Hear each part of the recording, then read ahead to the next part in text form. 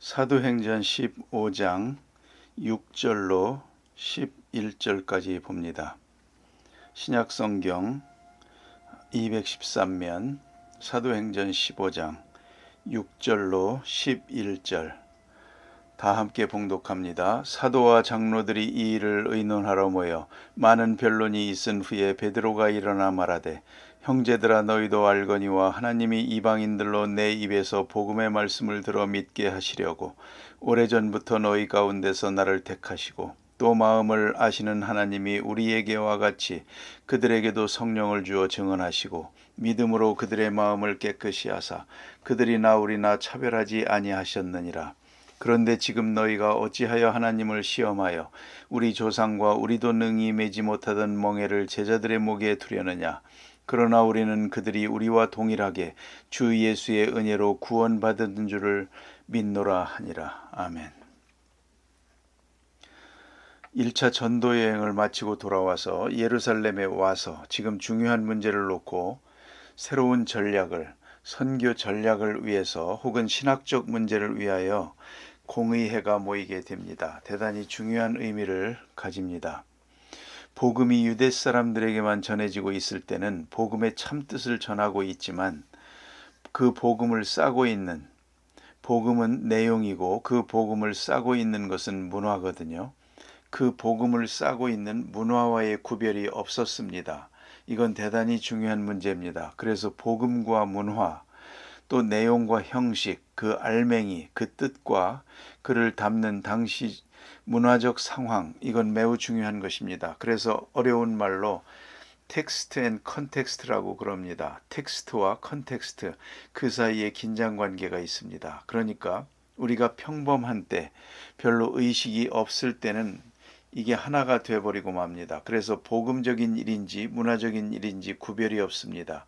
그래서 문화적인 것과 복음적인 것이 하나가 돼가지고 섞여 돌아갑니다. 사실 그건 잘못된 겁니다. 그런데 이것이 선교적 문제에, 특별히 이방 문화로 갈 때에, 다른 문화로 향할 때에 여기서 심각한 문제가 표출됩니다. 그래서 거기서 갈등이 일어나는 것이죠. 그러니까 오늘 우리도요, 우리가 신앙생활을 하면서도 문화적인 것과 복음적인 것이 있습니다. 복음적인 것, 그건 변할 수가 없는 겁니다. 아주 중요한 것이죠. 그래 오늘도 본문에 보면 그런 말씀을 하죠. 복음의 말씀 그랬습니다. 이건 성경에 딱 한 번 있는 얘기입니다. 유앙겔리온, 복음의 말씀, 그것이 중요한 겁니다. 그건 내용입니다. 그런데 그것을 담고 있는 문화, 이것은 다양한 것인데요. 중요한 것은 형식과 내용, 그것이 하나가 돼서 그 구별을 못하는 때가 있습니다. 그럴 때에 다시 말하면 복음이 그 본질을 잃어버리게 됩니다. 그걸 깊이 생각해야 됩니다. 가령 사랑한다는 마음이 있습니다. 속에 사랑한다는 마음은 있는데 이걸 표현하는 방법은 다 다릅니다. 같질 않습니다. 어떤 사람은 이렇게 말하고 어떤 사람은 저렇게 말합니다. 전혀 다릅니다. 사랑의 표현이 다릅니다. 우리가 아시는 대로 어린아이들을 사랑한다 할 때에 어린아이들을 끌어안고 그들은 말을 못하니까 얼굴을 갖다 대기도 하고 안아주기도 하고 두드려주기도 하고 이게 내가 사랑한다 이 뜻입니다. 그런 방법으로 사랑을 표현합니다. 그런데 좀 컸다고 합시다. 아들, 딸이 대학 다니는데 그런 식으로 표현해서 되겠습니까? 어린아이들은 뽀뽀도 하고 그러지만 이제 커지면 그렇게 할 수가 없는 것이죠.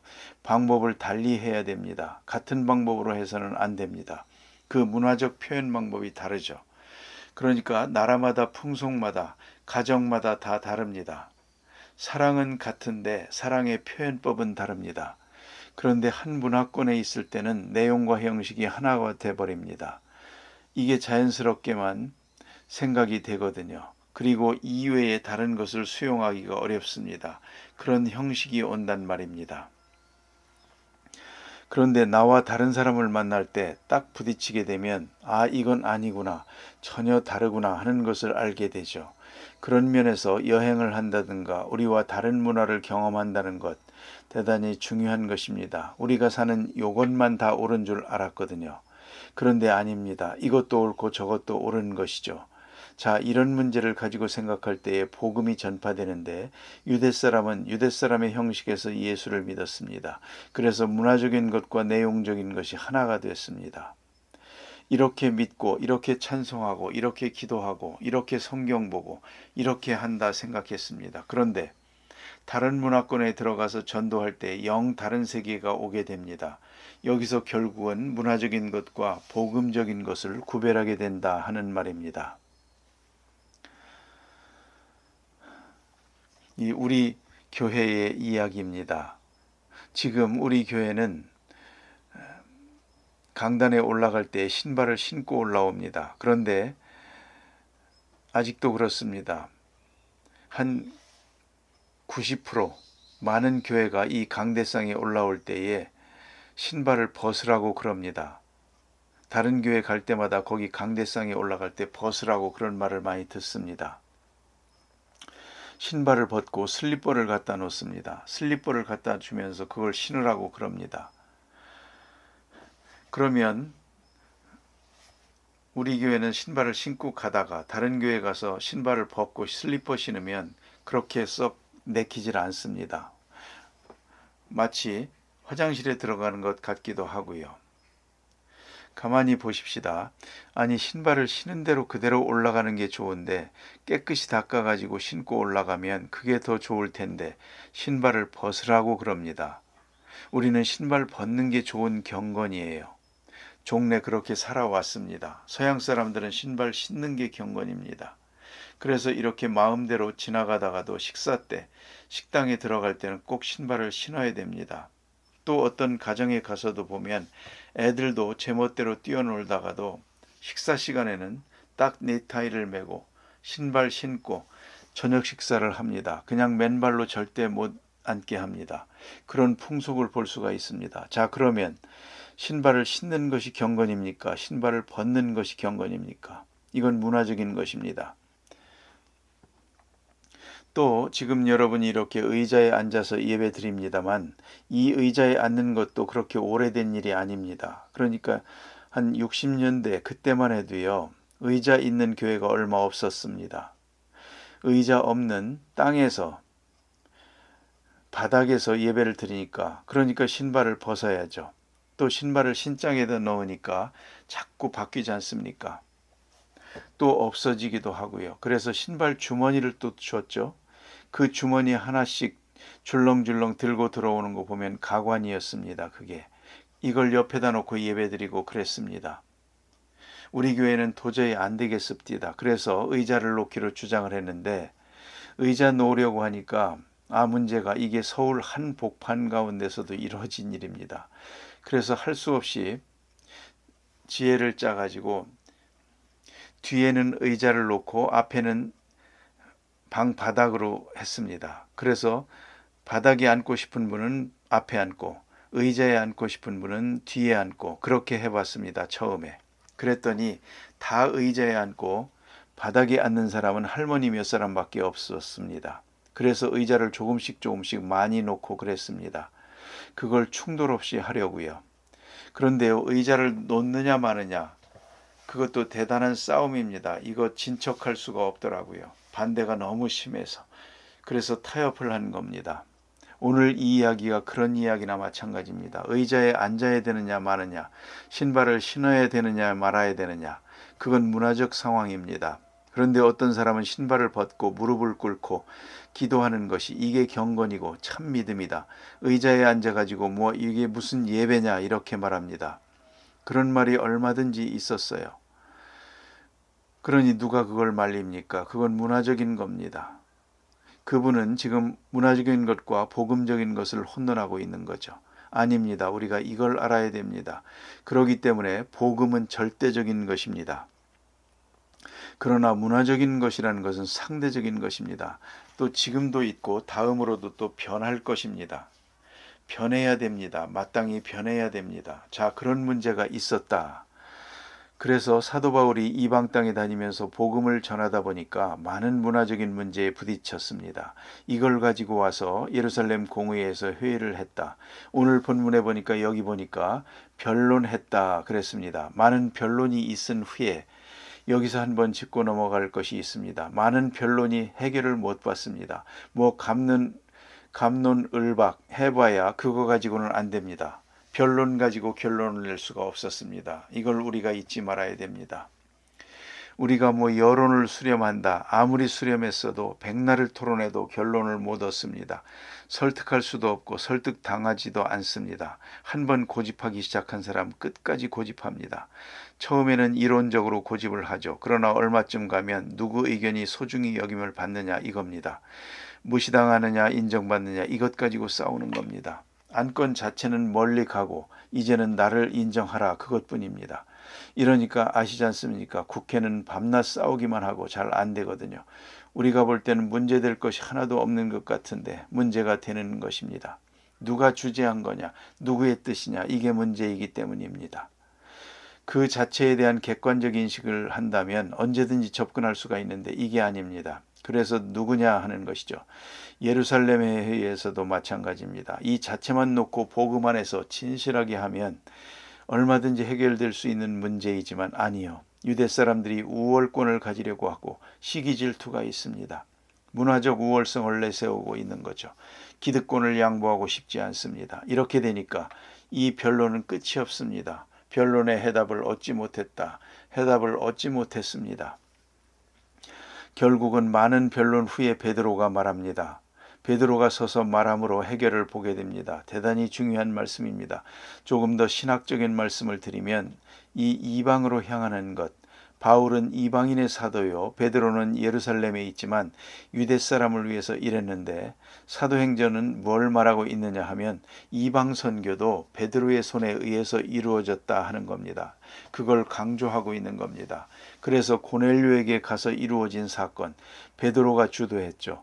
예루살렘에서 3,000명을 모아놓고 설교한 성령 충만한 역사가 있고 세례받고 자 이거 베드로가 주도했죠. 수제자 베드로. 그러나 그것만이 아닙니다. 제2오순절이라고 하는 고넬료 이방 사람의 집에 가서 이루어진 성령의 역사도 베드로가 했거든요. 그러니까 선교는 바울이 한 것이 아니요. 베드로가 한 것이다. 베드로가 주동자다. 이것을 설명하고 있는 것입니다. 그래서 오늘 예루살렘 회의의 문제가 복잡해졌을 때 이 문제 해결을 또한 베드로가 합니다. 오늘 본문에서 나타나는 것은 베드로가 사건을 말하고 있습니다. 뭐 이론을 말하는 게 아닙니다. 사건을 말하고 있습니다. 그러면서 몇 가지 본문에서 말하고 있습니다. 첫째, 이 일은 하나님이 하시는 일입니다. 누가 하나님을 대항할 것이냐. 그걸 꼭 잊지 말아야 됩니다. 여러분이 어떤 의견이 있습니까? 어떤 생각이 있습니까? 좋습니다. 내 의견을 말할 수도 있고 설명할 수도 있겠죠. 전할 수도 있겠죠. 단 하나님이 하시는 거라는 걸 잊지 마세요. 하나님이 하시는 것을 막으려고 들면 안 됩니다. 그건 잘못된 것입니다. 하나님이 하신다. 누가 막겠습니까? 오늘 베드로가 하는 말입니다. 하나님이 하시는 일인데 누가 막을 것이냐. 자, 그럼 하나님이 하시는 일이 뭔가를 말해줍니다. 하나님이 나를 선택했다. 선택적으로 역사했습니다. 나를 택하사. 예루살렘에서부터 역사한 것처럼 나를 택하사 고넬료의 집에 역사하더라. 나를 택해서 하나님의 선택된 사람, 하나님이 선택한 사람이 있다는 것을 잊지 말아야 됩니다. 다 내가 하는 게 아니요. 내가 되는 게 아니요. 누군가를 하나님이 선택했습니다. 그리고 하나님이 하셨습니다. 우리가 보기에는 다 같은 사람 같이 보이지만 하나님이 지명한 사람이 있습니다. 지명한 특별한 시대에 특별한 사람을 쓰시는 겁니다. 하나님이 선택했습니다. 그리고 그 시대에 쓰여지는 겁니다. 아주 중요한 것입니다. 그 다음에 또 하나는 내 입에서 복음의 말씀을 전하게 했다. 나를 통해서 복음의 말씀, 유앙겔리온을 전하게 했다. 그것은 내가 철학도 아니고 이론도 아니고 신학도 아니고 복음을 전하게 했다. 그 복음 자체가 신비로운 능력이 있음을 말하고 있습니다. 그 다음에 들어 구원을 얻게 하셨다. 하나님의 선택이요, 하나님의 역사요. 복음은 들어야 되고 들어야 구원의 역사가 이루어지거든요. 들어서 믿음으로 구원을 얻게 하셨다. 가장 핵심적인 것은 성령이 마음을 열어주시더라. 이 말이 중요합니다. 나를 통해서 가서 복음을 전할 뿐만 아니라 이곳 고넬료의 집에 가서 전할 때 성령이 역사하더라. 설교하는 중에 듣는 사람의 마음이 열리고 있다는 걸 알았습니다. 느꼈습니다. 몸으로 느꼈어요. 여기 지금 성령이 역사하시는구나. 그러니까 이방 사람의 집에 들어가서 전도하는데 말도 잘 안 통하는데 베드로가 설교할 때 모든 사람이 다 깨닫고 받고 믿고 구원을 받고 세례받지 않습니까? 자, 이건 놀라운 역사입니다. 설교하는 중에 하나님이 나와 함께 하는 것을 체험하게 되고 설교하는 중에 성령이 듣는 자의 마음속에 역사하고 있다는 것을 체험해야 됩니다. 바울은 그것을 말하고 있고 베드로도 그것을 말하고 있습니다. 그래서 들음으로 복음은 이루어지는 것이고 전하는 자가 없이 어찌 듣겠느냐. 보내지지 않고 누가 전하겠느냐. 로마서 10장에서 말하고 있습니다. 그런 거로 이게 하나님의 역사요. 하나님의 사람을 선택했고 하나님이 복음을 전하게 했고 하나님이 사람들의 마음을 열어 믿게 했고 성령이 역사하고 자, 이래서 구별이 없더라. 3,000명 앞에 설교할 때 고넬료의 집에 가서 설교할 때나 꼭 같더라. 하나님이 구별치 않는데 누가 구별할 것이냐. 내가 유대 사람에게 전할 때나 이방 사람에게 전할 때나 똑같은 역사가 있었다. 하나님이 하시는 일을 누가 막겠느냐. 그런 거로 변론 끝. 우리가 예수를 믿고 구원받는 것처럼 이방 사람들도 예수를 믿고 구원받는다. 똑같은 일이다. 이방 사람을 비판하지 마라. 이렇게 말하게 됩니다. 그것이 오늘 본문의 말씀입니다. 유명한 볼트만의 말 한마디를 인용하려고 합니다. 볼트만은 이렇게 말합니다. 믿음은 과거에 갇힌 인간의 삶을 개방하게 한다. 성령에 이끌린 시간의 축으로 말하면 과거가 등 뒤에서 밀어서 미래로 가는 것이 아니고 미래에 끌려서 미래로 가는 것이다. 성령에 이끌려서 다음 세계로 가는 것이 그것이 바로 구원의 역사인 것입니다. 자, 이렇게 많은 변론, 많은 복잡한 문제가 있지만 베드로가 이렇게 확실한 하나님의 역사를 설명할 때에 모든 사람이 그것이 옳은 것이다. 여기서 의견이 하나가 되는 것입니다. 기도하십시다.